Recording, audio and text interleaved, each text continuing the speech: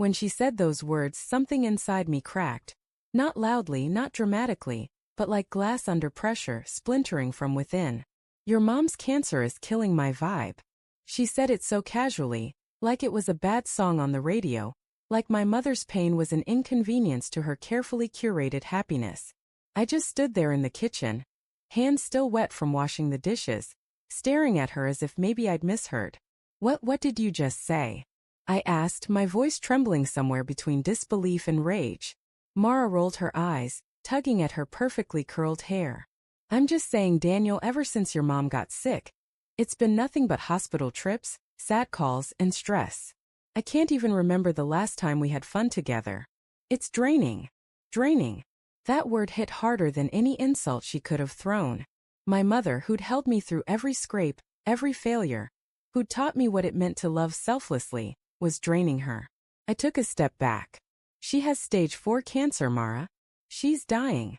And I'm sorry, okay? She said, not sounding sorry at all.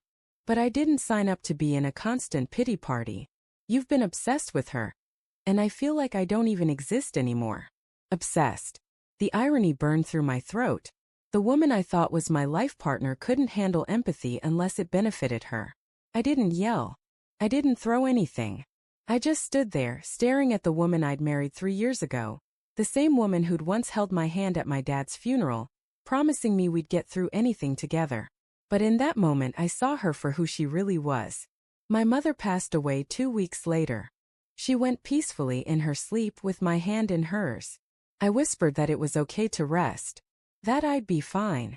It was a lie, of course. I was anything but fine. Mara didn't come to the hospital that night. She said she had a work dinner she couldn't miss. When I called her to tell her mom was gone, she sighed and said, "Oh no, are you okay?" Like she was asking if I had a mild headache. I wanted to scream, but grief has a strange way of muting rage. So I said nothing.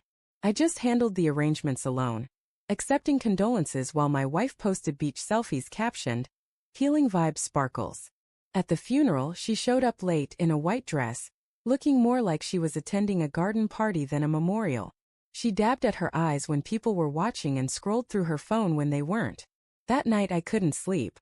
I sat on the edge of our bed, staring at her silhouette as she scrolled TikTok beside me, laughing at something stupid. I wanted to ask her, how could she be so empty, so untouched by loss? Instead I just whispered, "Good night," and turned away. 3 weeks later I found the messages. It was 2 a.m. I couldn't sleep again, so I reached for her phone on the nightstand, intending to set an alarm because mine had died. The screen lit up with a notification from Jason's speech balloon. Jason, her coworker. Curious or maybe subconsciously suspicious, I opened the thread. And there it was. Flirty texts. Late-night confessions. Photos that made my stomach twist. The first message I saw wasn't even sexual, it was worse. Jason, I wish you didn't have to go home to him. Mara. Yeah, me too. He's been such a drag since his mom got sick. It's like living with a ghost. A ghost. That's what I was to her. A ghost. I scrolled further. Messages from weeks before my mother's death. Dates. Hotel confirmations. Lunch breaks that lasted hours. I dropped the phone. My hands were shaking so hard I almost dropped the water glass next to it. Mara stirred beside me. Babe? What are you doing? My voice came out low and deadly calm. Who's Jason? For a moment she blinked in confusion. Then realization flashed in her eyes, followed by panic. Daniel, it's not what it looks like. Oh really? I said, laughing bitterly. Because it looks like you were screwing your coworker while I was watching my mother die. She sat up, clutching the blanket to her chest. It wasn't serious. It just happened. I was lonely, you were never home, you were always sad. Sad. I repeated. My mother was dying, Mara. Tears filled her eyes. Maybe guilt. Maybe just fear of losing her comfortable life. I didn't mean for it to happen. Please let's talk about this. Don't make decisions when you're emotional. Emotional? I snapped. You think I'm being emotional? You think this is about a mood swing? I got up, grabbed a suitcase from the closet, and started throwing her clothes into it. Daniel, please, she sobbed, standing now. I love you, okay? Jason means nothing. It was a stupid mistake.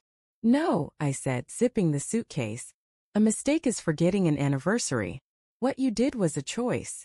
She followed me as I wheeled the suitcase to the front door. You can't just throw me out. I opened the door. Watch me. She stared at me, eyes wide, mascara streaking down her cheeks. You'll regret this. Maybe, I said. But at least I'll be able to look in the mirror and not see a liar. She left that night, slamming the door so hard it rattled the frames on the wall. The house was unbearably quiet after that. Grief from losing my mother mixed with betrayal from losing my wife. It was like drowning twice in the same ocean. Days bled into nights. I barely ate. I barely slept.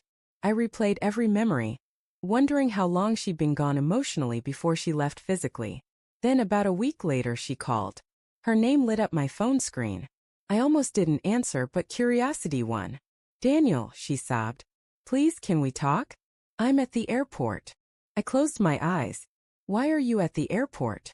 Because I was supposed to go on a trip with Jason, she said between shaky breaths. But he didn't show up. He blocked me. He used me. I leaned against the counter, staring out at the gray sky beyond the kitchen window. Mara, I said quietly, you used me. She broke down completely. I'm sorry. I made a huge mistake. I don't know what I was thinking. Please just let me come home. We can fix this.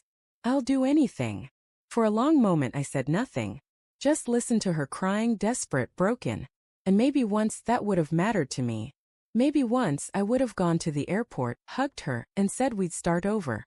But something inside me had gone cold.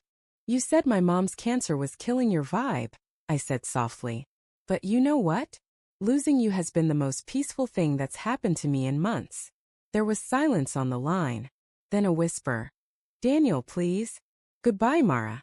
I hung up. In the months that followed, I learned to live with the silence. It wasn't easy, grief is messy, betrayal is uglier, but it was honest. I started therapy. I reconnected with old friends I drifted from during my marriage. I even visited my mother's favorite park once a week, sitting on the same bench where we used to feed the ducks. One day I found a letter tucked beneath a flower bouquet on that bench. It was from Mara. She wrote that she'd quit her job, that she was in therapy too, that she'd realized how selfish she'd been. She said she missed me, that she'd give anything to undo what she'd done. I folded the letter, placed it under the flowers and left it there. Because forgiveness doesn't always mean reconciliation. Sometimes it just means letting go of the pain that once defined you. As I walked away, the evening sun broke through the clouds, scattering gold across the pond. For the first time in a long time I felt something like peace. And I whispered, to no one in particular, you were right, Mom.